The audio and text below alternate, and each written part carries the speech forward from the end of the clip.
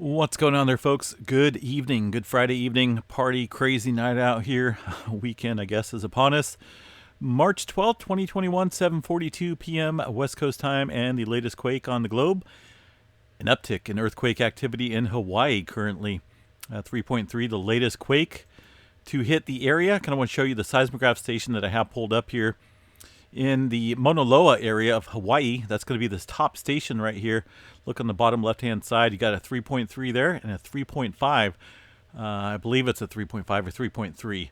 Maybe a 3.1 and a 3.3. There we go. I think we got that right. Well, now it's got, now they just upgraded it to 3.4. So either way, a lot of activity on the uptick as we speak within the past 15 minutes or so in Hawaii. Some major movement going on there right now. We're kind of keeping an eye on it.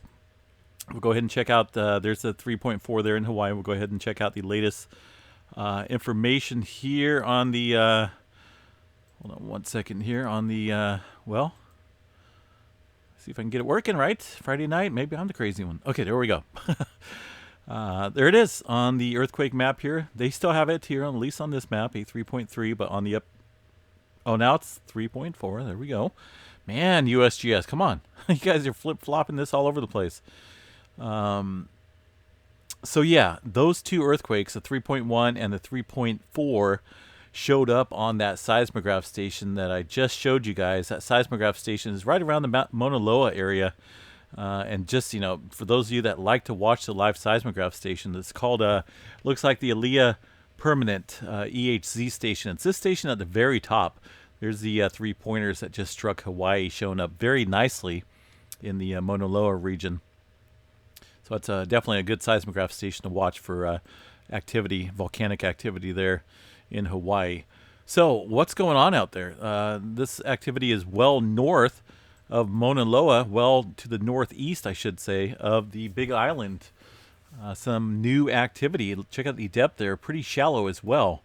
This could be a major player in perhaps an increase in volcanic activity on the Big Island. We'll have to watch this very closely. The all magnitudes map there showing the movement, or at least the earthquake being picked up there, earthquakes over the last 24 hours in the Mauna Loa area. Nothing big in this region, just some deep microquakes there in the Mauna Loa crater area. But this new movement off here to the northeast of the island is something I haven't seen in a while. And I can't say the last time I've seen this type of movement well away from the island. Definitely going to watch this pretty closely. But I believe this plays a major part on what's going on here in the Pacific Plate. I mean, this is very active activity out here along the Solomon Islands region and down through New Zealand. This is a major increase in earthquake activity. And basically all this happened prior, or I should say after the big quakes a few days ago, or last week, whenever the heck it was now. I think it was, I can't remember the date. All my days just run together. But since that 8.1 that struck down there in the Kermadec Islands area, we looking at just a major increase in earthquake activity. Hold on one second here. Let's go back here. 7 days, 30 days. Yeah, that was the 8.1. Back on the 4th. Okay, so it's definitely been more than a few days. See, it just almost seems like it was yesterday, but that's the 8.1 that struck there near the Kermadec Islands area of New Zealand on the 4th. But since then, since all this major movement, there was just a day of some major movement here north of the mainland here of Auckland into the Kermadec Islands area, and also up through the Vanuatu area near Port Vila. We've seen just a major increase in activity. Let's go back to the all magnitudes here, and I believe what we're seeing here is a well, the Pacific Plate is huge, folks. This is like I'm pretty sure. Well, it's one of the bigger plates out there. And when you talk about the little ones over here, like the Australian plate, the Pacific Plate kind of crushes that, if you will. We're getting a little bit of earthquake activity into Australia, at least registered here on the USGS stations. 4.4 in the Northern Territory of Australia. That's not. I'm unfamiliar with this area. I'm not for sure what's out there. I love the Australian areas. It's something I want to visit pretty soon. I want to visit everywhere, don't I? But I'm pretty unfamiliar with this area when it comes to earthquake activity. We just don't see a whole lot inland into the Australia area. But with the plate movement here that we're seeing over the last few days since that 8.1 struck, I believe here's just a little overview real quick, folks, of general plate movement. We're not talking about localized activity. And actually, it looks like off the coast of California there too. It's not really showing the general direction of the plate movement. But this is just general and general worldwide. The area marked in the red there is where we're seeing this major increase in pressure there. And if you look at the arrows, that 8.1 struck in that bend area, or at least south there in the Kermadec Islands. And I believe what we're seeing right now is just that major plate kind of overtaking, if you will, applying quite a bit of pressure over here along the Indo-Australia plate. And they kind of bumping heads, and that's kind of why we're seeing that major increase in earthquake activity today, and actually over the last few days. There are a lot of deep earthquake movement as well within that red area of the Pacific plate. And this is a pretty interesting little deal. You know, it's to see earthquake activity inland in Australia is kind of neat to see. I'm going to have to do a little bit more research and see what's going on with plate tectonics specifically for the Australia area. But they do get quakes. But yeah, this is just kind of a little very general plate movement. In fact, there's a bunch of other ones I could have brought up, but that's just a little one. And I believe what we're seeing there is just that that major movement here, kind of like the Pacific plate there, kind of just overtaken this area. We haven't seen a whole lot of major release here around the Samoa area and around Fiji. There's been a couple quakes there, not a whole lot. Mostly deep earthquakes. At 4.4 struck 565 kilometers way down there. But I still think we're kind of looking at potentially some larger scale movement within this region. You can see the pressure all the way down there from New Zealand and all the way up here to south of the Philippines area. This whole area is under quite a bit of strain, especially if we're seeing more earthquake activity inland to this inland of the Australian plate here than we're used to. It's kind of a sign of the enormous amount of pressure being applied out here due to that the big one there quite a few days ago now there in the Kermadec Islands. The north part of the Pacific Ring of Fire, very quiet. A couple small microquakes up here, but overall very quiet throughout the Aleutian Islands off the coast of Japan. Extremely quiet. Let's take a look real quick here. Like I said, we're just getting a pretty good increase in earthquake activity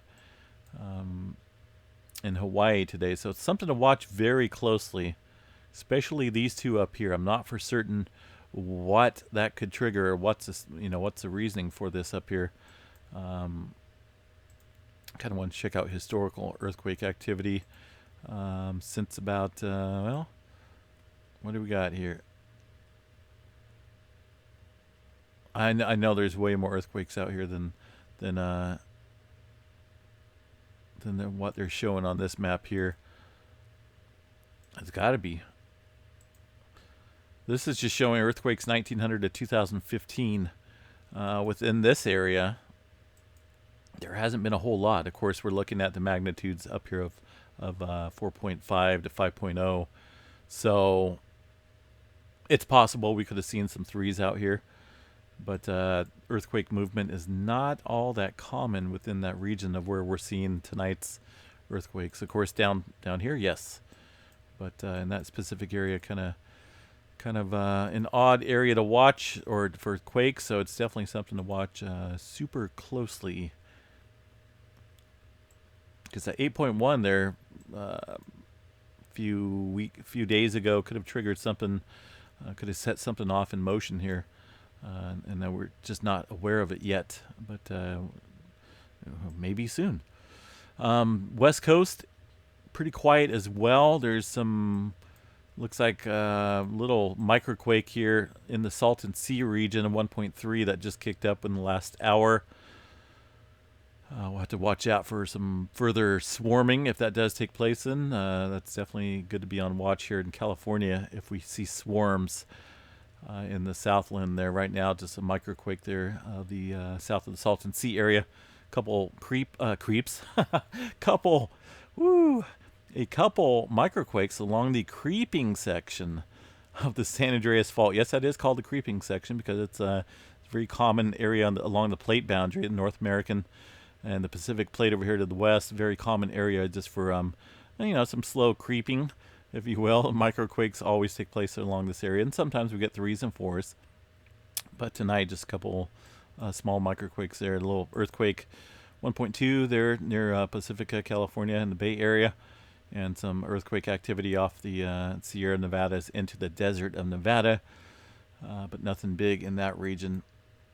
Idaho seeing some earthquake activity still because I say last year's event up there, it's just been nonstop aftershocks, it seems like, daily, and that could continue for quite some time. There, 3.4 looks like the largest quake near Stanley, Idaho, in that little cluster of earthquakes there. Other than that, severe weather kind of ramping up over there in Texas today. Man, getting some itchy palms, man. I kind of want to buy that airplane ticket and go out there and do some storm chasing, but I got my sights maybe potentially set for sometime in April or end of April here. We'll jump into that storm chasing train and have some fun. Alaska, like I said, pretty quiet. Throughout the Middle East, pretty quiet as well. Little small earthquake over here near Turkey, 4.1. And some earthquake activity out there around Greece inland. Quite a few 4s, and it looks like a 5.6 there being the largest quake there in the Greece area. It looks like quite a big, well, at least a pretty shallow earthquake. So definitely quite a few folks reported feeling that shaker there around the, what is that? Verdicus or Verdecusa? I don't know. In the Greece area. I probably just smashed it and killed it. Not good. What else we got here, folks? Yellowstone National Park. Let's check that out. I've seen a couple small quakes out there earlier. Yeah, it looks about the same as last night, doesn't it? A couple small quakes over here around the northwest corner of the park. Once again, outside of the Yellowstone caldera. I want to go back to yesterday's real quick and see. It kind of looks very similar. It almost looks identical. Hold on a second here. Are we looking at some new information, or is these just repeats? Those are repeats. Check out the date on that, March 12th. Let's go back to the 10th. Has it always been like that? Wow, even the 10th is like that. So I'm not for sure what's going on there. Those guys not updating the seismograph stations there at all. That's kind of odd. Oh man, I've been saying that for the past couple updates. Yeah, a few microquakes around the Yellowstone area, and it's the same map every single day. What the heck's going on there? So in order to see some current maps here, we have to check out, see if the University of Utah has stuff available for viewing. That's a little on the odd side.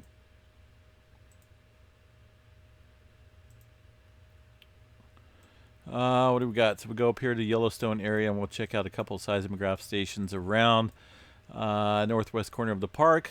We'll go with this area right here. See if we can pick out this little guy near Holmes Hill.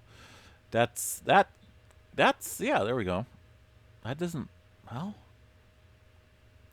it looks very similar to the other one. Look at the date on that. 3/9. See up there, 3/9, 3/10.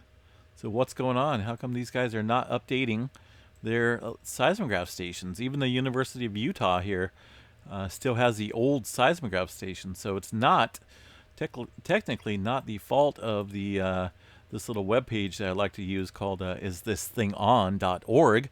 Very generous in keeping this page running for quite a few years now.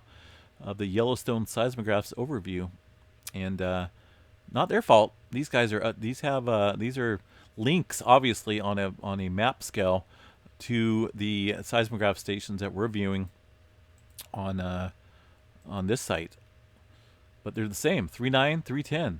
So I am not for sure why these seismograph stations are not getting updated. Let me see if this one's up. Nope, 3.9, 3.10. See, this is kind of why I like to run the live seismograph stations there in Yellowstone National Park, just for stuff like this. I mean, that's kind of shady. That's kind of sketchy there. Not for sure what's going on, but I will check into that. So you guys need to update your page out there, USGS, or whoever runs this site there. It's kind of weird. What else? So we can't check that, at least for now. Can't check anything there in Yellowstone, so we'll take their word for it that everything's just peachy and dandy. Tremor map along the Cascadia shows a pretty good increase into the northern Cal again. Check the dates on this, 3/12. So that's obviously over the last day, 24 hours or so. Looking at how many tremors, we got 240 tremors basically along the southern section of the Cascadia subduction zone there. Pretty good increase in tremor today. So, yeah, I mean, it's crazy day. Be on watch, guys. I've have a strange feeling something's brewing out here in Hawaii for sure. Got another earthquake out there coming into the Kermadec Islands area, 5.1. Of course, I'm sure that's going to show up on the live seismographs that I do have pulled up in the region. Here's Yellowstone. There's Yellowstone, Lake Yellowstone, showing some microquakes right there. Maybe, see all that? It's going now, but every single one of those spikes are indicating some microquakes. So maybe they're having a swarm up there, and maybe they just don't want to let the word out. Who knows? Once again, the Mauna Loa area, the Alea permanent AHZ station up here, that's the one to monitor for earthquake activity in Hawaii. Picked up those 3 pointers that just struck here a few minutes ago very nicely. You can see some more microquakes taking place there in that area. Once again, Yellowstone, Lake Yellowstone, showing some earthquake activity as well, with those microquakes popping up there pretty distinctly in the in that live seismograph there. So, all right, folks, 2.5. What is that latest quake out there? Oh, that's right, along the creeping section. Have a good night, folks. Pretty crazy out there. A lot of folks are getting their stimulus checks. I know quite a few folks here that have already gotten their stimulus direct deposited. And it's dropping like crazy. You know, a lot of people getting that money really quick. All I can say is just use it wisely. You know, use it to make your life better. I don't know. You know, it's not my money. I'm not going to tell you what to do with it, definitely, but just use it wisely. A lot of people want to go buy TVs and a new car, you know, and I guess if that's what they want to do, you know, then go for it. All for them. But definitely good in these trying times to you know, try to save if you can and prepare, because you never know what's coming up tomorrow. Have a good weekend, guys. I will probably be back on here, obviously, tomorrow with an update, unless we see further increase in earthquake activity in Hawaii. Then we'll dig a little bit deeper into that. But for now, have a good Friday night. Stay safe. We'll chat to you guys tomorrow sometime. Peace out.